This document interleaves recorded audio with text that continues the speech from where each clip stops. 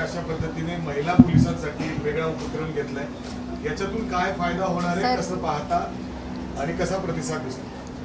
आज मला खूप आनंद आहे की पुणे पोलीस कॉन्स्टेबल स्त्रियांसाठी आपण हा कार्यक्रम राबवतोय, चालू केलेला आहे आज तो, ज्याला आपण नाव दिलेलं आहे मिशन अस्मिता.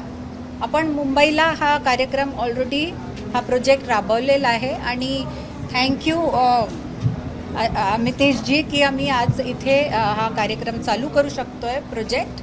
यात ज्या स्त्री आपल्यासाठी दरवेळेस काम करतात, आपल्यासाठी संरक्षण देतात, त्यांच्यासाठी वेगवेगळे उपक्रम केलेले आहेत. Fitness, health, yoga, consultation, leadership, financial literacy, आर्थिक सशक्तीकरण, अशा वेगवेगळ्या टॉपिक्सवर आम्ही त्यांना ट्रेनिंग्स देणार आहोत आणि खूप एक्सपिरियन्स्ड असा स्टाफ आहे जो त्यांच्याकडे लक्ष देणार आहे. याच्यामुळे काय बदल घडतील असं तुम्हाला वाटतं?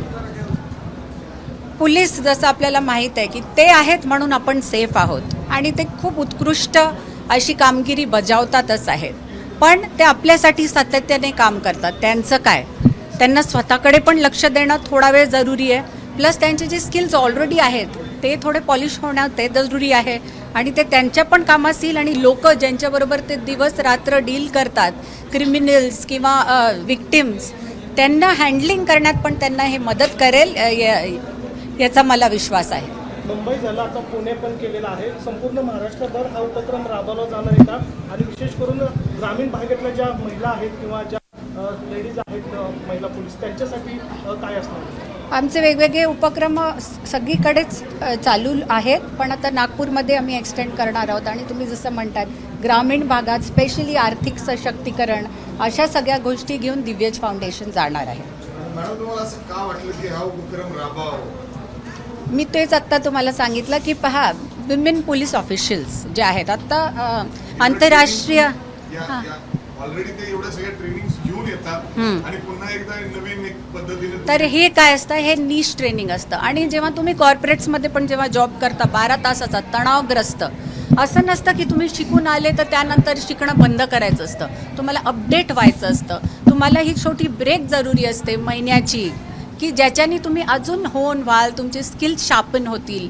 कम्युनिकेशन स्किल्स असो किंवा स्वतःची लाईफ मॅनेजमेंट करण्यासाठी काही टिप्स असो, प्रत्येक गोष्ट याच्यात आहे. आणि मला वाटतं life is a learning experience. तुम्ही शिकण्यापासून चालू होता, मरेपर्यंत शिकता. तर आपल्याला कॉन्स्टंट अपग्रेड करणं जरुरी आहे आणि हा असा उपक्रम आहे त्यांचं 360 डिग्रीज ओव्हरऑल वेलबिंगच्यासाठी काम असेल. मॅडम, यालाच धरून एक प्रश्न आहे.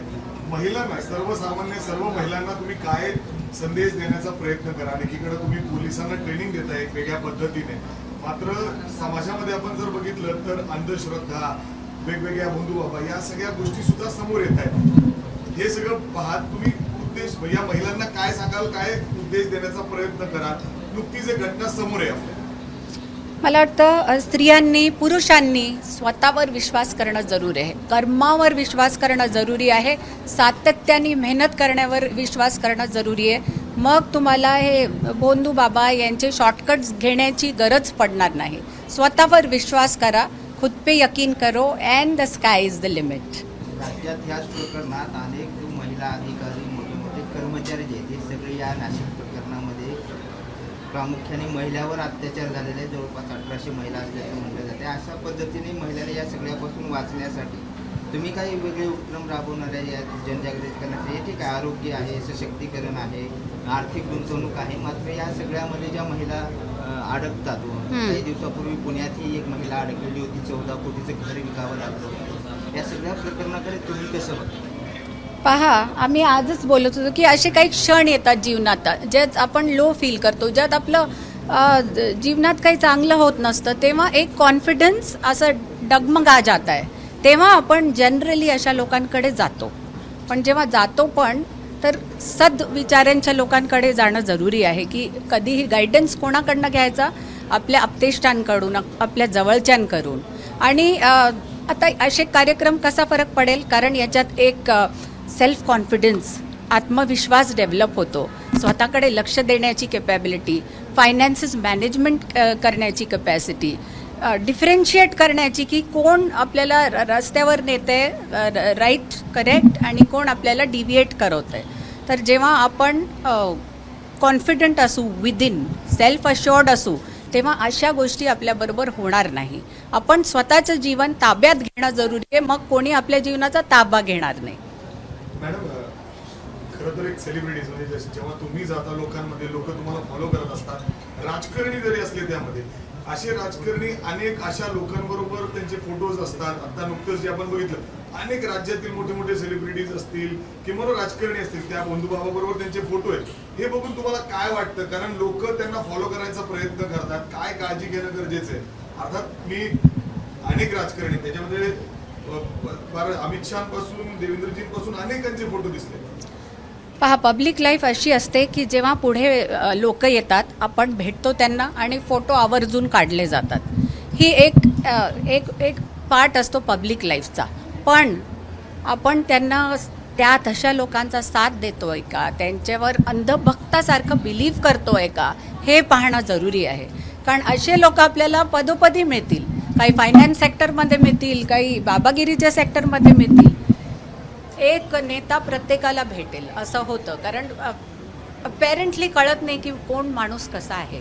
आपल्याला प्रेमानेच सगळ्यांना भेटावं लागतं. पण जेव्हा लोकांमध्ये ही जागृती होते की इथे काहीतरी गडबड चालू आहे, तर तो अलार्म विसिल वाजवली जाते की नाही, तुम्ही वाजवता की नाही, मी वाजवते की नाही, तिथे आसपासचे लोक वाजवतात की नाही, लोकल रेप्रेझेंटेटिव्ह वाजवतात की नाही ती विसिल, ते जरुरी आहे. आणि तसं चेहऱ्यात पुढे पाहिल्याने on the face of it you cannot make out कोण कसं आहे. पण त्याचा साथ न देणं, वेळेवर त्याला एक्सपोज करणं, हेही तेवढं जरुरी आहे. साध्या महिला बळी पडतात या सगळ्या गोष्टींना. तर काय करायला पाहिजे त्याच्यासाठी? त्या महिला सशक्त पाहिजे आपल्याला.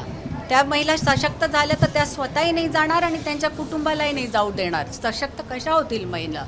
त्यांना एक चांगला फंडामेंटल बेस पाहिजे, आपल्या स्वतःच्या कल्चरचा, आपल्या अध्यात्माचा, आपल्या फायनान्सेसचा, आपल्या विश्वासाचा की हो मी ह्या क्षेत्रात सातत्याने काम केलं तर मी पुढे जाऊ शकते आणि मला बाबांची शॉर्टकटसाठी गरज नाही आहे.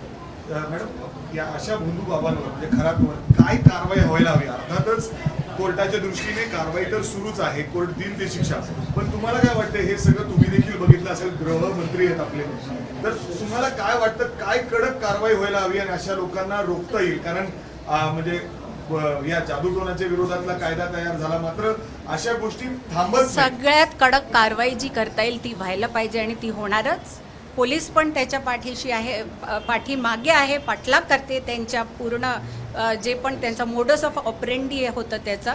आणि ॲज इंडिव्हिज्युअल्स, ॲज सोसायटी, आम्ही काय करू शकतो? We have to boycott such people.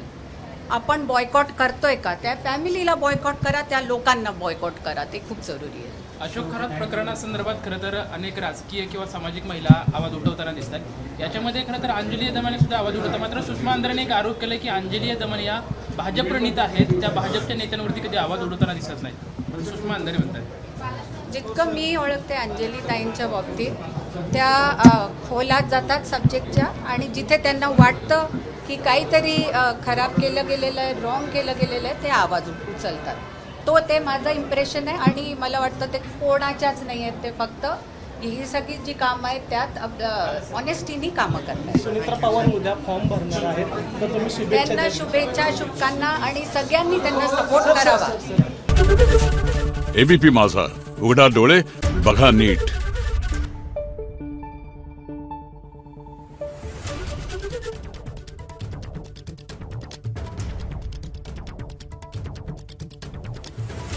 Thank you.